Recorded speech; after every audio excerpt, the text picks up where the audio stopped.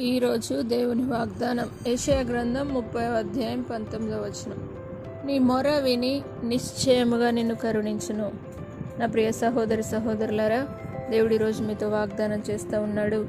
మీ మొర దేవుడు విని నిశ్చయముగా మీ జీవితంలో మిమ్మల్ని కరుణించి మీకున్న ప్రతి బాధ నుండి విడిపించి జయమును అనుగ్రహించబోతున్నాడు. కాబట్టి ఈరోజు నమ్మిక ఉంచండి. దేవుడు మీ మొర ఆలకించి మిమ్మల్ని కరుణించి మీకున్న ప్రతి అవసరతలు దేవుడు తన మహిమలో తీర్చునుగాక. ప్రార్థన. పరిశుద్ధుడా, నమ్మదగిన దేవానికి వందనాలు. మీ మొర అంగీకరించి మిమ్మల్ని కరుణిస్తానని సెలవిచ్చిన దేవానికి వందనాలు. ఇప్పుడే ప్రతి బిడ్డను మీరు దర్శించండి. ప్రతి వ్యక్తిని వ్యక్తిగతంగా దర్శించి వారి మొరను మీరు అంగీకరించండి.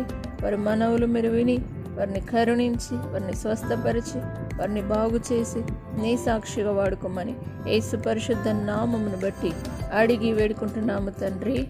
ఆమేన్. దేవుడు మిమ్మల్ని దీవించును గాక.